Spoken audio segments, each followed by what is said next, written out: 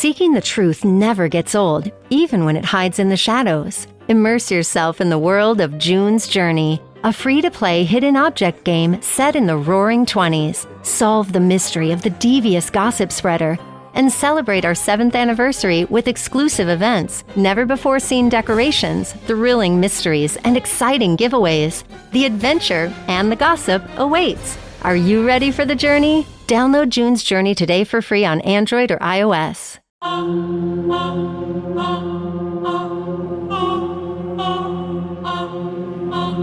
Okay, so we're back with Laura Brand, our criminologist, and we have a special guest today. We have Detective Louis Aguilera, and he has been working the William Suff case and has been able to identify a Jane Doe from 1986, one of William Suff's victims, Kathy Small, who was 19 when she was found dead.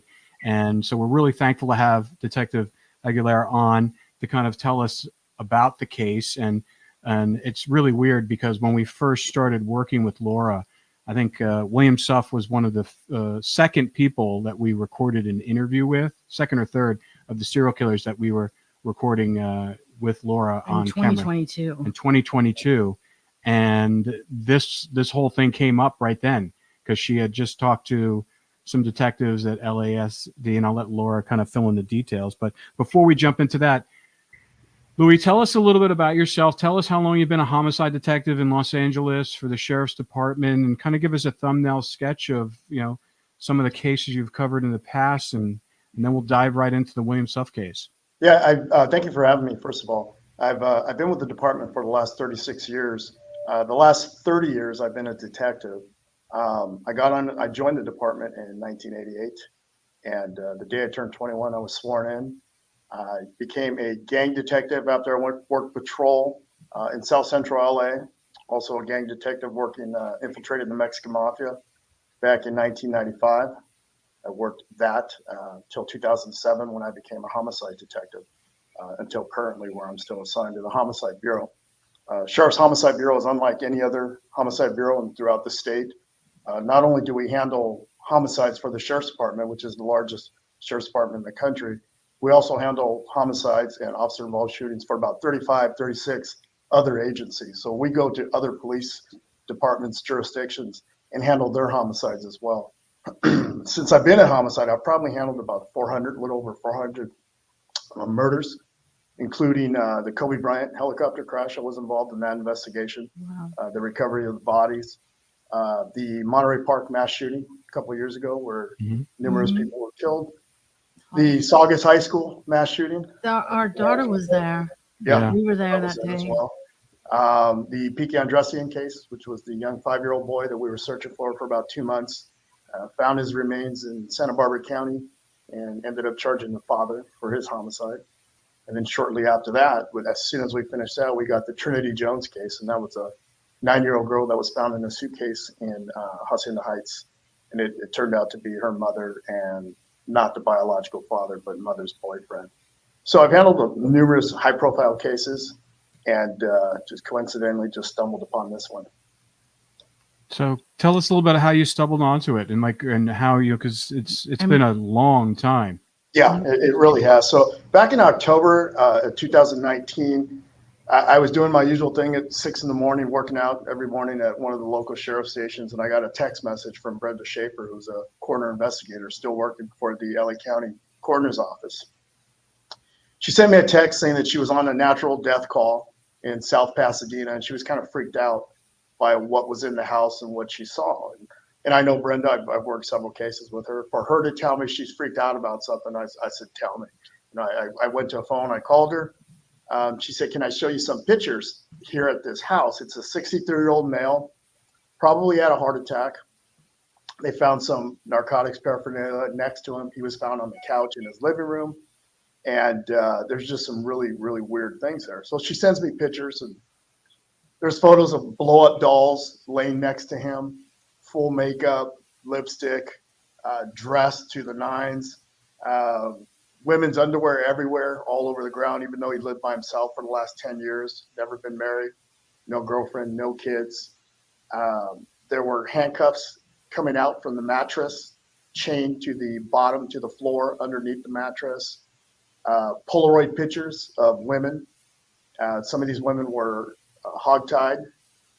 They had socks in their mouths taped around, and they looked like they were being tortured at the time. So I said, wow, I called her right back when she sent me the pictures. I said, yeah, I'm going to get dressed. I'm going to take my partner. We're going to go down there so I can take a look. So once we went to the house, it was South Pasadena is notorious for having a lot of trust fund babies, people that inherit the homes out there. So this was the house. It looked like a tweaker house surrounded by multi-million-dollar homes. It was up on a large cul-de-sac up a hill, somewhat near South Pasadena High School. Anyway, so we get to the house and we start searching. We start looking, not necessarily searching, but just looking at the items she pointed out. And there were knives everywhere, just Polaroid pictures. He had collages. On these collages, he had women's photos on there, some Polaroid pictures, some cutouts of magazines. And then on the collages, he wrote how he tortured some of these women, raped some of these women, hid in their closet, and named a few by name. So she also pointed out to a newspaper clipping, and the newspaper clipping just had the article, just the headline that said, woman identified in South Pasadena murder. And it gave the name of Kathy Small. So I called our desk and I asked our desk, can you research this in our database, Sheriff's Homicides database, and see if this is our case and if it was solved. I'm thinking if it's not solved, this is our killer. This is the guy. This is a souvenir. This guy's a freak. He killed this woman. So they called me back, said, no, it's an unsolved body dump, what we call body dump, when she was left out in the street. And she was stabbed and strangled. And the investigators are long retired, and the case occurred in 1986. So we started doing research on our decedent at that house, and it turns out he was a lifelong resident at that house. At the time of the murder in 1986, he was in his mid-20s. I think he was 27 years old. At this time, he was 63, I believe. So I'm thinking the whole time, let's get a workup on this guy. Let's see what kind of record he has. Let's run his raps. Let's run everything we can and find out everything we can on this guy.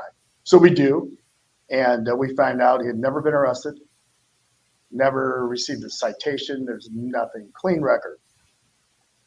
So then our next thing, or my next thing, is I wanted to do is let's start researching who these women are that he named on these collages. The women that he said he raped and assaulted, hid in their closets. And we were actually able to find a couple of them. And this is now, we're going into days work after we go to the house. These women said, yeah, I don't know the name. It kind of sounds familiar. I may have gone to high school with the guy, but I don't really know who he is. And it turns out they did go to high school with him. He just had some weird infatuation with these women. So we wanted to, obviously, we're thinking right away, this is our killer. We knew by the time we were at that house, when we researched it, the body dump was directly across the street from this house. So obviously to us, we're thinking, this is our guy. Let's get his DNA. Let's go to the autopsy, and we'll pull his blood swabs and his blood swatches, and we'll compare it to whatever DNA we have. So I go to our crime lab and I research the case, whatever evidence we have, and I learned that the sexual assault kit and her clothing had never been tested for DNA. So I took all of that to the crime lab. I started working hand in hand with one of our criminalists. I gave her the decedent's blood swatch from the coroner's office, and we started doing the comparison. And she called me back within a couple of weeks and said, hey, your decedent does not come back to anything that I'm finding on the sexual assault kit and the evidence that we recovered, which was her clothing, her being Kathy Small. So she said, what I'm going to do is I'm going to pull as much evidence as I can. There was also a hair strand found on Kathy's inner elbow in the fold of her arm. And the criminalist determined the only way that hair could have got there is from the person that put her there on the street. There was no way she could have got that hair and been transported to and from, dropped, and then the hair piece of hair would have fallen off her arm. So once it went into the CODIS database, which is the national database for DNA, we came back within a couple of months, a hit on Bill Suff. I had looked in the file previously, and I saw that during the investigation, sometime in the early 2000s, Riverside County sent a couple of DA investigators to San Quentin to interview Bill Suff. I listened to the interview, and once I heard the interview, it lasted 15 minutes. And the interview was, hey, do you know who Kathy Small is? No. Hey, have you been to LA? No, never been to LA. Okay, thanks. See ya. Peace out. So I felt when I was listening to it, I was thinking, God, this guy's cocky. You know, he's home. He's essentially home. He's been there 30 years, right? And my game plan is now we know this is our suspect. Let's pull him out of his comfort zone and let's bring him to LA. Let's bring him to LA County where he's not comfortable, where he can't stop an interview mid-process and say, hey, I'm going to go back to my room. I'm done. And where he's not comfortable. You know, at San Quentin, he has a lot of things that he's not going to get at the county jail. So it took us a while because obviously, as you know, during this time period was COVID. And during COVID, I don't know about any other state, but California protected these inmates like children. They did not want them moving. They didn't want anything. If they did move from one facility to another, they wanted these inmates to stay, these prisoners to stay at wherever you took them to. So they wanted, if we got the court order to remove them from custody of San Quentin, they wanted us to keep them for a long, long time. That wasn't going to happen. So I wrote the court order for 30 days. And after we went through a lot of paperwork, management to management, county management to state management, we were able to bring them down to San Quentin. Yeah. Is that how, I mean, you just talked about because it was COVID, but normally if there was not COVID, is that common? Do you usually extract inmates, offenders from their prisons to bring them into a isolated location for that purposes, that tactical purposes of taking them out of their environment, to throwing them off balance, so you have the upper hand? Yeah. I mean, is that a common tactic that you guys use, and how hard is that to make happen? It is pretty common, but it's not common with death row inmates. Right. That was my next question. Yeah. Yeah, it is pretty common. I know a lot of people in here in our office that have done it. I've done it. We have to bring, there's times we've made someone that's already in custody on another case in prison. We've made them on something else. We have to bring them down. Maybe we have to do a live lineup. Somehow we can get them down here to do a DNA swab, even though we can obviously go to whichever prison to do it.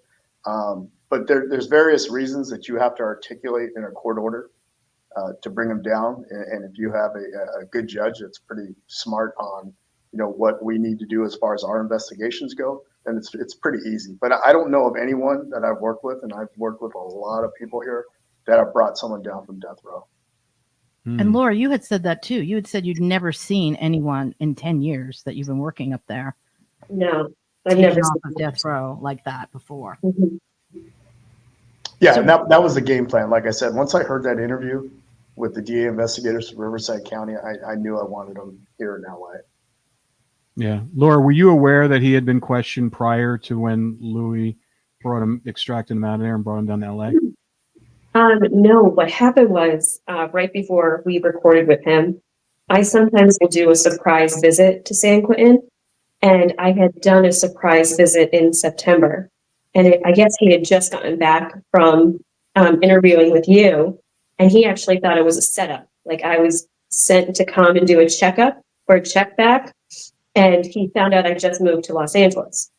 And I was living in Torrance, where he's from. So he thought this was like a setup, like I was coming back to extract more information. And I was like, I don't know what you're talking about. And he was like, then he started telling me about Kathy and her homicide.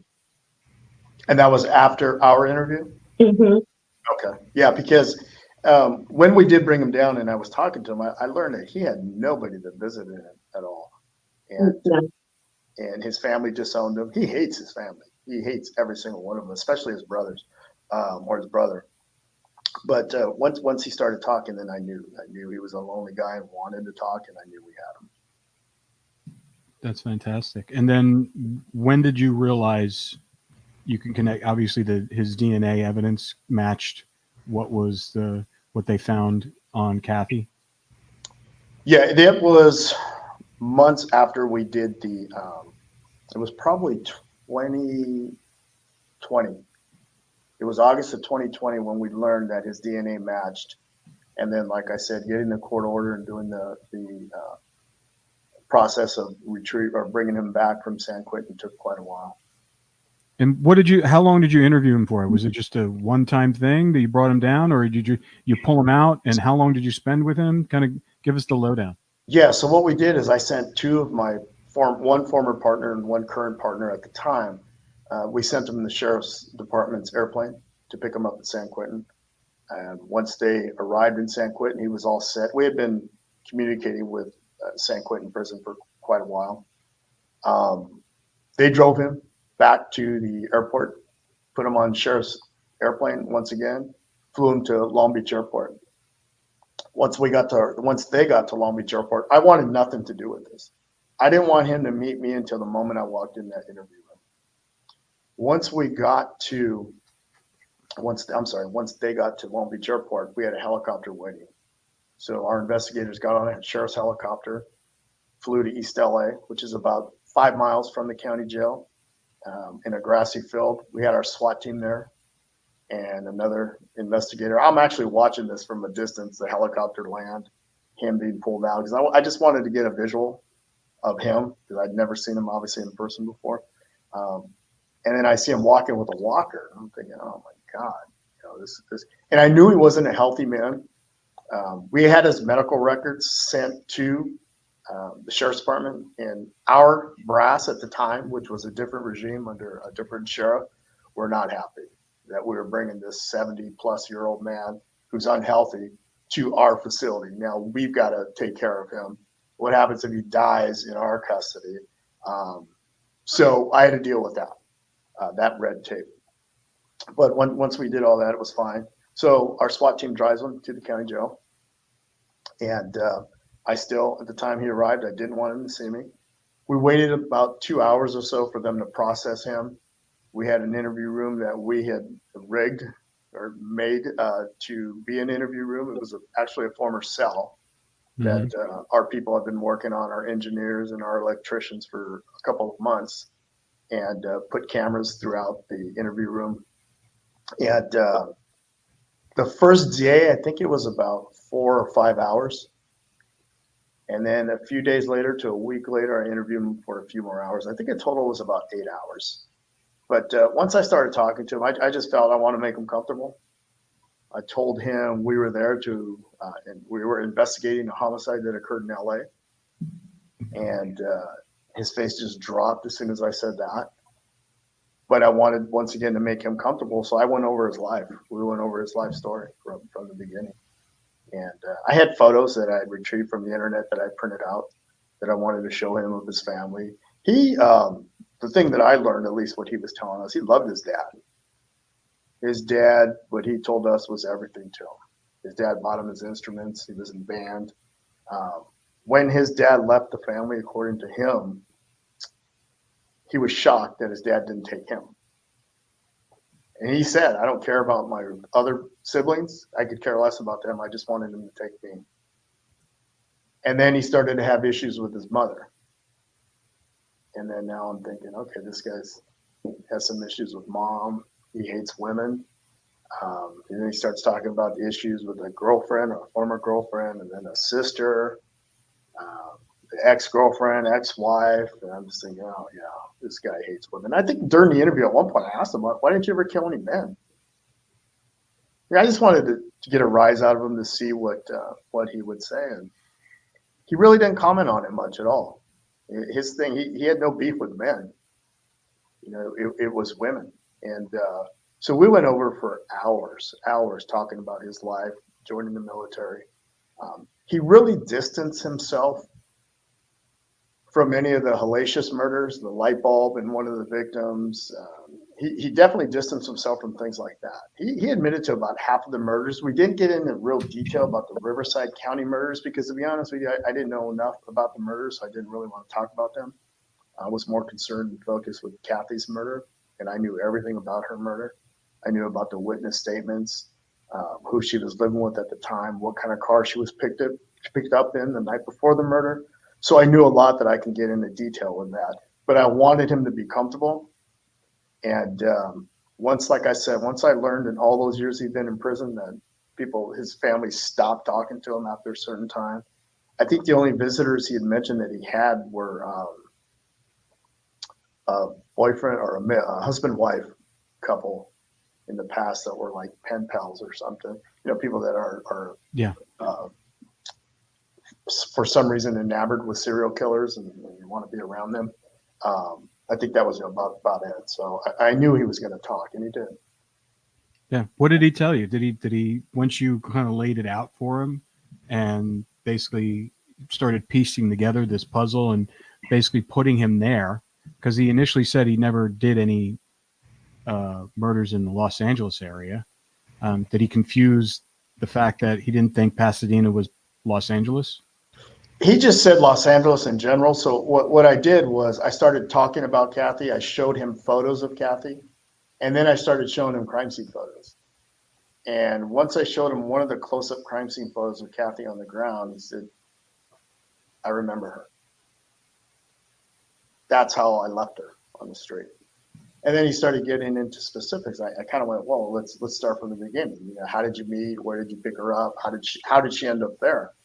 So he said earlier that day, the day prior, he was in this computer equipment or computer repair shop that he was working at the time. And he named the husband-wife couple that owned it. And I believe it was on Lake Elsinore. And he said she walked into the shop. She was walking around, they exchanged numbers. So I knew later on that night, she received a phone call at the house she was staying at. And I know this because in the paperwork, in the case file, the investigators interviewed who Kathy was living with at the time. He's long been deceased, but he was an older gentleman at the time. He says that the phone rings, the house phone, and it was a male asking for Kathy. So he goes to get Kathy in the bedroom. He's in the kitchen, leaves the phone in the kitchen off the hook, goes and tells Kathy. Now he's on the phone listening while she's talking to this guy. And he hears the guy identify himself as Bill, ask her to go with him to Pasadena, LA area. And he said, I'll give you $50. So he hangs up the phone. Kathy, about 10, 15 minutes later, he says he hears a honk. And he sees a 4-door red sedan. And Kathy walking out, and she says, hey, I'm going with this guy.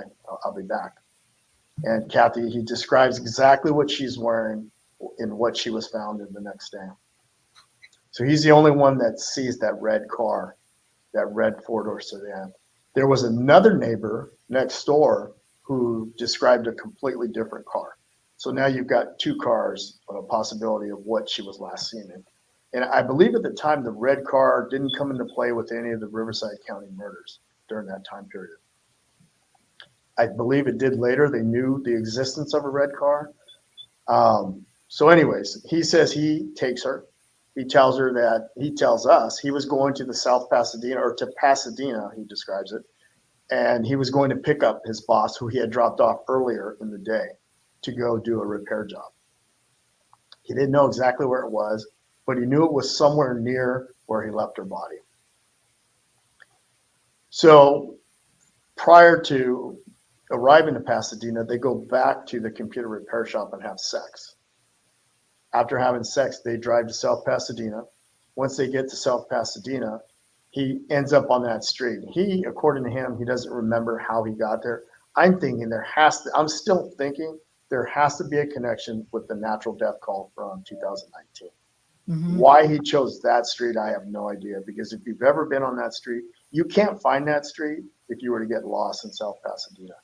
It's so secluded, and that cul-de-sac is about a quarter mile, so you have to go all the way up the hill to even know that it's a cul-de-sac. So wait, I'm confused. So the guy in 2019, the guy that was dead in the house, yes. How far was he from where Kathy was found? Across the street.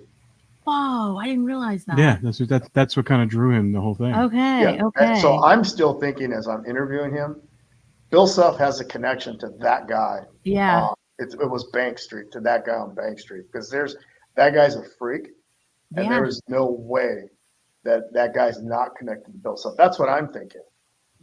And I tried to get that out of him, and he said he didn't know anybody there. He just said he randomly found that street.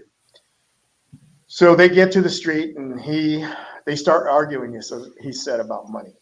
He hadn't paid her. I don't know if it was the money for sex or if it was the $50 that he owed her for the accompanying him to the location.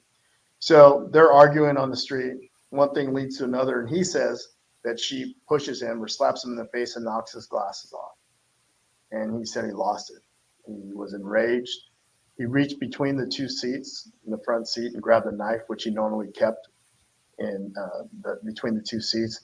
And then he described it. He showed us that he was like backhanding her with the knife, stabbing her in the chest. He said he just lost it.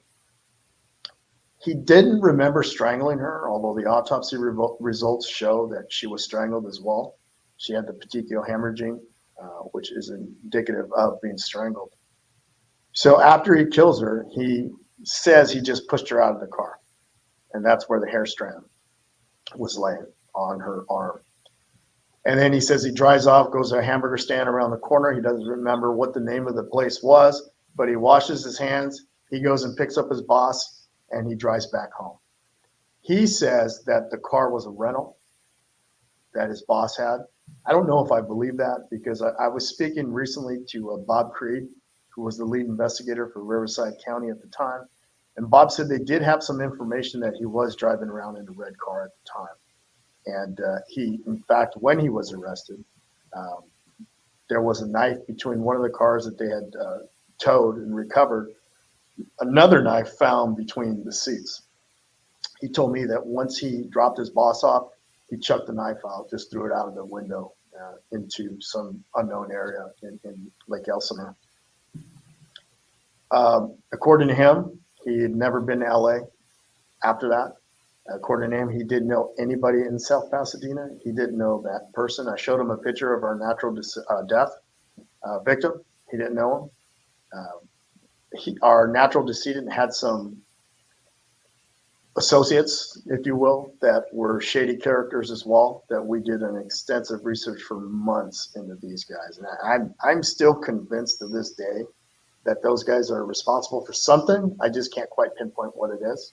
Yeah, I mean, just having the news article up there in there, and that just. Well, I wonder if any of them were involved in that nightclub that Donnie and Bill were running down. Well, Donnie was running. Well, Donnie was running. Bill's brother Donnie was running the nightclub down in Riverside County. Right. And according to Leah, there was a lot of people that were investors in that company, in that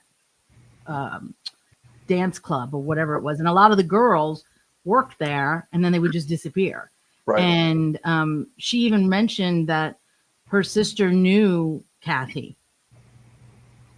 Okay. So she knew Kathy. So Kathy had been down to that club at one point. Right. So, I mean, who knows? Maybe there's a connection with that. But his brother, I know from what Leah has told us that they were together all the time, him and Donnie. Okay. Yeah, there's definitely, in fact, talking to Bob Creed and learning about some of the Riverside killers, I know he knew several of them. In fact, he tried to claim at some point during the interview that his brother was responsible for it. And, we're brothers, so we could have similar to if not the same DNA. And then, I just shook my head and said, listen to how ridiculous you sound. And then he went off that and then started going back into, telling us the truth about what happened. But he definitely dislikes his brother. Just all of them in general. Has he told you that too, Laura? Yeah. About Donnie? And Donnie just got arrested with sexual molestation of the sister-in-law, who was a little girl at the time. There were a few girls. Yeah. He was dark on. What did he ever say about his dad? I can't remember what you told us. Does that match up, Laura? About his dad. He talked to me a lot about the instruments too. That he was in a band in high school. And then he talked about how much he did love his dad, being in Boy Scouts with his dad.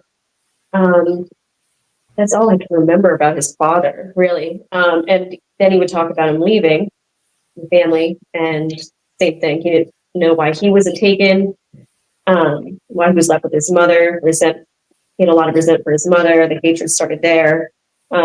This is very indicative of serial killers, the issues with one or both parents, an abandonment parent, a neglectful parent, abusive parent.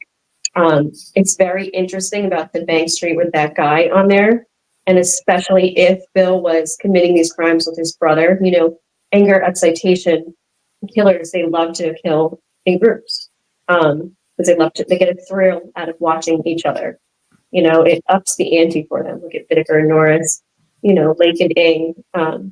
There's countless pairs that do this. So I think there could be a definite connection with that guy on the street. Yeah. So Louis, at this point, since, obviously Suff's not saying that he had any sort of affiliation with that person who you found in that house that either died, and was it a suicide, or I can't remember what you said. Was it? It was a natural death. Natural death. Yeah, just a natural death. So, Cardiac issue. I mean, what are some of the other things that you feel like that there's some sort of connection, or is it just a gut instinct? It's a gut instinct, but there's he has an associate that I still kind of taking a look at. We actually at some point surreptitiously got his DNA, and his DNA once again didn't match the unknown person, the DNA that was found on Kathy. According to our criminalists, which isn't unusual for someone of that nature to be having multiple semen donors. So that's really not a huge issue, but this is the person that we're looking at is somewhat concerning to me. So what we did is shortly after we learned of the natural death, and once we did it, we actually did a search warrant in that house a few days later, and recovered just a ton of evidence, just evidence of just weirdness, if you will. Not necessarily, not sure that's a legal term, but we recovered a lot of videotapes, knives, women's underwear to check for DNA, the photos, of course, the collages, photographed the heck out of that house. So we put a teletype out to all the agencies throughout the state. Any unsolved female homicides, any body dumps, anything matching the MO of our murder, please reach out to us. We didn't hear a word from anybody. But we're still not going to give up hope. I've heard and I know this guy's good for a ton of other murders. So we're still going to keep the door open to. You're talking about Suff. You're talking about Suff, right? Stuff, yeah. Yeah. No, I mean, when Laura said the same thing. I mean, she said we've been talking with his in-laws for a while now, and some of the stuff that I don't know if you've spoken to them, but I think it would be worth for you guys talking to them because they have a treasure trove of information, and they talk about the house that they were all living in. And Leah at the time, I think was she like 10? she was like 10 or 11. 10 or 11, and she was obviously, Donnie was doing stuff to her, but she explicitly remembers there was a detached garage behind the house that could fit. He had a what was he talking about? A van? Like a camper A thing. camper or a van, and no one was allowed to go in that thing. Dogs used to freak out all around it. And we don't have the actual address. I think she does. No, she does. We had it before. But also that nightclub, a lot of the girls that they would bring home to the house where Leah and her sister were, sometimes they would just vanish, and Leah would be like, well, what happened to so-and-so? And what happened to so-and-so? And she remembers a lot of these girls and who they were because she was hanging out there all the time. Right. And I just think that whole club was a breeding ground for these two guys. And then Laura, was it the cousin? Was it their cousin or another brother? How many brothers were there? Was just two? There were two brothers. Yeah. And who was the other guy? Was he a cousin? The guy that she was telling us about that lived not too far, that was probably dealing drugs and also doing other stuff, that lived in that kind of abandoned road. Remember she was telling us about that? Yeah, I think that was a cousin. Yeah. So it just seems like there was more than just Suff doing this stuff. I thought she said it was another brother. We'll have to We have to confirm confirm a that. family member. He thought it was the brother, but it ended up being a cousin. Okay. I think. Yeah.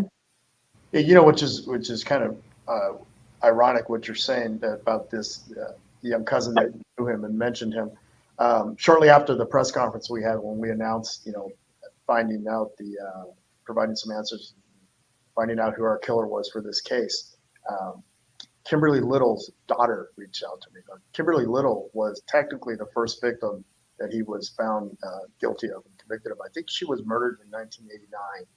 Her daughter reached out to me, and she wanted to know if he admitted to killing her mom because she wanted that bit of closure in her head. I told her I to be honest with her, and I told her I'd get back to her. I just didn't remember if he admitted to killing her, but he did admit to knowing several of these women. And she said, yeah, he knew my mom. He was friends with my mom. In fact, whenever my mom would bring him over, I stayed in my room because I thought he was just weird. I wanted nothing to do with him. She was 10 or 11 at the time. So I definitely want to get back to her and, give her some answers once I watch the video interview again or listen to it. But I thought that was ironic because I know there's another young female saying the same thing, that he was a weird guy and freaked her out. Oh yeah, totally freaked out Leah. She was scared to death of him. Yeah, Laura, how many of you do you think they're out there? It's really hard to say because they just found one in Pasadena, so that's away from Lake Elsinore. So now you have a whole other potential area. Los Angeles County is a hunting ground, so it's hard to say. If there could be more in Los Angeles as well. I just find it hard to believe that he paroled in 1984 to LA after murdering his daughter, that he went from 84 to 86, a 2-year time period with no murders, and then he went from 86 to 89 is when his first conviction was, with a 3-year period of no murders. There's no way. No way. We said the same thing. It didn't make sense to us. Like, how could he go those? Suddenly, all of a sudden, he just stopped for 2 years and didn't do anything. Yeah. It just didn't seem. It just didn't fit. Someone who's going to murder their own child. Yeah. They're not really stopping that. Yeah. I just wish that agencies and departments throughout will just take a look at their old cases that they have. They may think nothing of it, but like this case in general, this case was sitting on the shelves for a few years. The only reason why it was looked at, it was because Kathy's sister stayed on top of it and called one of our cold case investigators, who since passed away a couple of years ago, unfortunately. But he kept her updated on everything. But every new investigator that looked at the case saw that DNA, or saw that the evidence was held, and there was one thing inputted in the database saying that there was DNA tested, or the evidence was tested. So every investigator that looked in the case just assumed that the DNA was tested, that the evidence was tested, and it hadn't been. So that's why it sat on the shelves for years and never been tested before. It was never physically taken to the crime lab for the DNA to get extracted. So do you think that if you didn't get that call from that coroner that was freaked out and you went and looked at that house, do you think you think that was kind of the trigger to kind of help you solve this? Oh, 100%. Yeah. That's the only reason why I took a look at it, was because of that. And then once I was shocked once I found out that the sexual assault kit, of all things, was not tested. Wow. And Laura, he was talking to you about other victims several times when we talked to him, but he wouldn't give you the details. Like, he would allude. No, they always throw out those little carrots and make you kind of chase it. But I was going to say, I think you should look into Big Bear, because we learned his family actually has a cabin in that area, and that could be a potential place he's taken victims. Yeah, makes sense. Mm-hmm. Especially if the family has property out there. Yeah. Very secluded.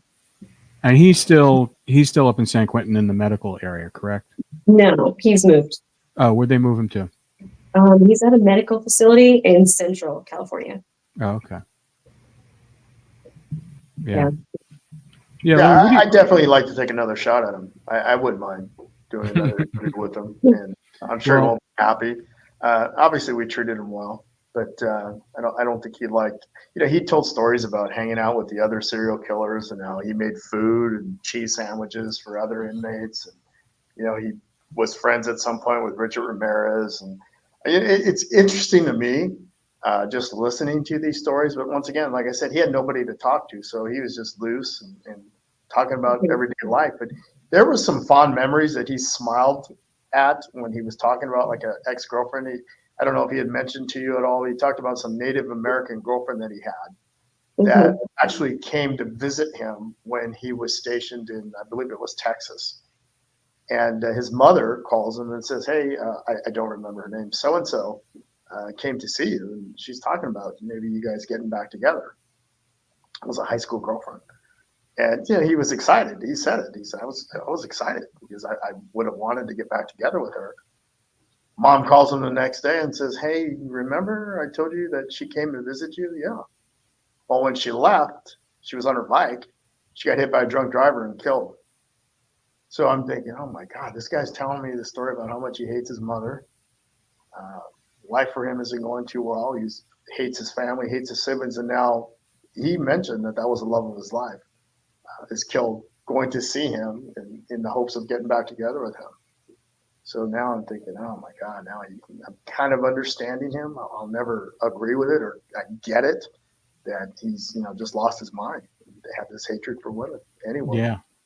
Yeah. What did you think? I mean, because my first impression, because we were actually shooting the video call that she was having with him, and he just kind of looked like a dumpy janitor from a high school, Yeah.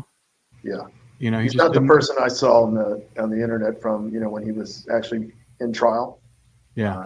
He's a frail old hunchback man with a walker. I don't know how tall he is, but I'm probably almost a foot taller than him. Standing next to him, because we actually had him stand up and go look at a podium that we set up, or a poster board that we set up with pictures of his victims and some crime scene photos of previous victims. And he was mentioning, I remember that one.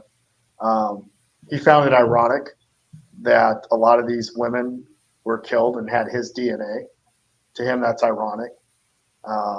So he tried to go down that path at times. But, when you're interviewing somebody like this, especially someone that you want answers from, you don't want to be necessarily you don't want it to be an interview where you're just talking down to him and want it to be adversarial. So, I let him talk. I let him vent. But there were times when he was just going too far. You got to reel him in. But I did mention to him when we started the interview, just look, you're in custody for 12 murders. We're not going to charge you for a 13th murder. It's a waste of time and money. So this is just an open conversation. I just want answers for the family. I don't like to use the word closure in any of my cases. No, I don't believe in that. I know families. I still talk to families to this day for murders from years ago. They don't have closure because they'll never get closure. They don't. They really don't. So I hate that word. But I just told them I want answers for the family. She has a sister. She has two sons, Kathy, and I want to hopefully provide answers to them.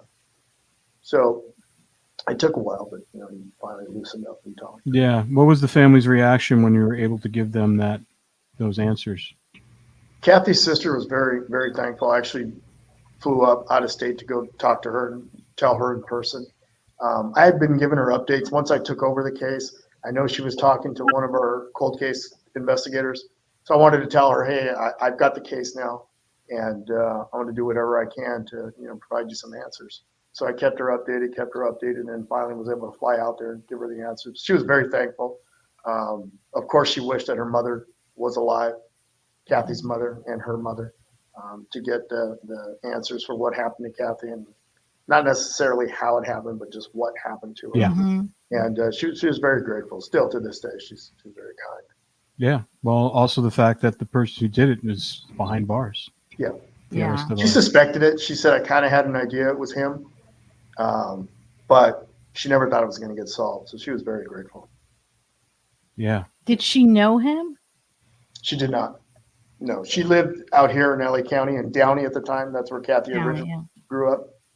So she did not. Yeah.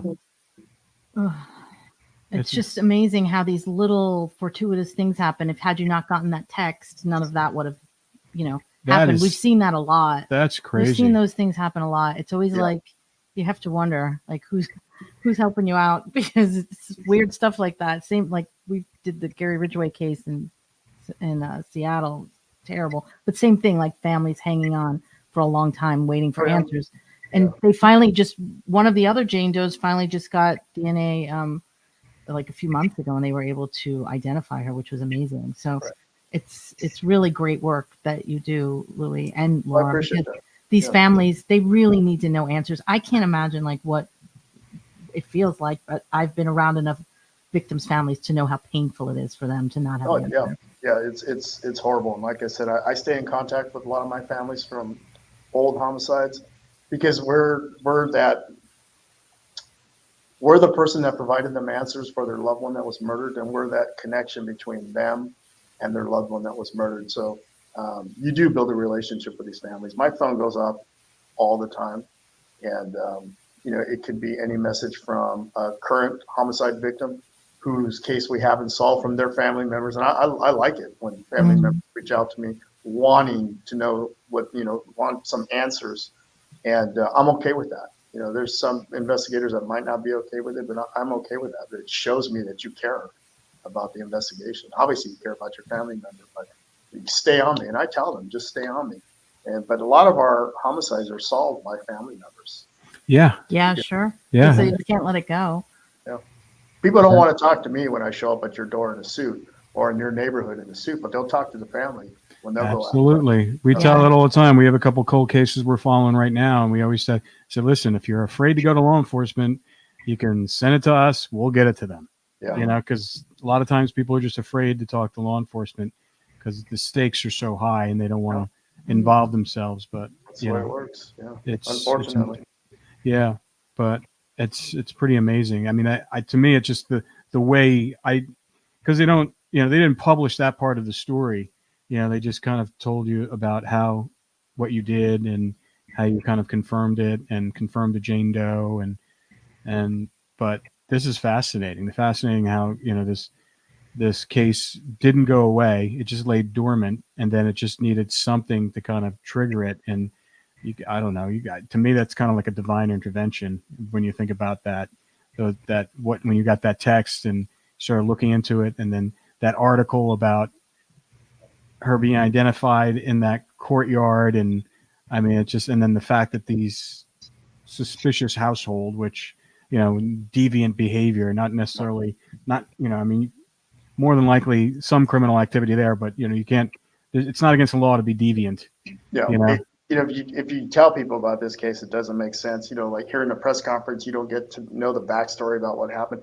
It's a movie. It really is. Oh, absolutely. Yeah. Which is, I've never had this happen to me in all these homicide cases I've handled. No. And it's just, I like to call it dumb luck, but we'll go with divine intervention. I think it's a little bit of both. Yeah, we've seen it. We've seen it happen several times. I mean, it's these little things that some people, luckily it was you and not someone else, because someone else might not have seen the connection or the value in it. That's the thing. You were the right person to do that. Just like with Laura, like because she goes in and she gets the discovery and she reinvestigates cases that have been dormant for so long, looking for these little nuggets of information that she can investigate to see if there's a connection, if there's still a victim that she can find. Yeah. Right. And she's been able to get information about several of them and find the bodies and help get those victims' families some kind of answer. Well, that's great. You don't realize how important that is to families. Yeah, I don't think people really do. I think that's the problem. People just want to kind of just forget these people. But, when it's your family member, like we were up in the San Gabriels because, Bittaker, before he passed, gave some pretty detailed information for two of his victims that were up there. And we actually went up there with a retired homicide detective who's working with this philanthropist on this new technology for DNA from soil. Okay. And so they're beta testing it. So we brought him up there and just seeing the area and hearing all the stories that Laura has been able to extract from Bittaker before he passed. I mean, and right now, since they've disbanded death row up there and they've spread them all over in general population across the state, it really, you have all that information from these killers that, that she's still trying to get before they either pass or something happens to them in general population. So Right. I wanted to ask you what you thought about that, the fact that they disbanded Death Row. I mean, what is any thoughts about that? It's funny you asked, because I was just going to say, don't get me started on that. We were there when it was happening. Yeah, we were there. What's the deterrent for crime, period, in our state especially? What it seems like is happening lately is you're making it harder for us, law enforcement, to investigate cases. We've got to jump through hoops now when a juvenile's in custody. Punishments are less. They're not charging people with enhancements. So before, when we'd have a gang crime or a gang murder, you enhance the penalty because they're a gang member and they're in possession of a firearm at the time. And they took that gang enhancement away. They're taking some of the gun enhancements away. What's the deterrent? Yeah. So what's the deterrent? People aren't afraid to go to death row in California because they're not going to die. They know there is no death row. Well, No, that and now it's a like everybody rehabilitation else. center. Yeah, they're going to die a natural death like everybody else, hopefully. Most people, I should say. There's no deterrent. So it drives me crazy. I don't get it. We don't get it either. And it's really interesting that it was very quiet about this whole thing when they shut it down, because we were there when it was happening. And Laura was going in every day talking to everyone because she wanted to get as much information as she could from them before they shut it down, because she was afraid once they go into general pop, anything can happen, right? Oh, for sure. Yeah. So we were there, and there was no media coverage. Now, we're TV producers, and I'm a former journalist. So we were trying to get media press coverage. Nope. They wouldn't even let us in. Wouldn't allow. I mean, before that, they would have let us in, like before that whole period. So it was very strange. And I was a news broadcaster in Europe, and my friends in England were saying, oh, there's this piece on San Quentin airing on the BBC every day. And I'm like, what are you talking about? I was just, because they knew I was just there. And I'm like, so there was one piece where he went in and talked about all the horrible conditions that the inmates are living in and how they're going to make it a rehabilitation center. I just didn't understand what that meant. I spoke about this recently. When these people go into prison, they don't stop becoming criminals. No. They learn a different way how to commit crimes in prison. And then they're going to come out of prison a polished inmate and a polished criminal. And then they're going to go back to what they were doing. Yeah, you can rehabilitate whatever you want. I'm sure there's a lot of people they have rehabilitated, but I guarantee you there's a lot more people that got worse being in prison and then getting out on the streets. And there's absolutely no deterrent for killing people. A few months ago, I had an uncle that was killed. One of our cases here at Sheriff's Homicide, and it was investigated by one of our teams.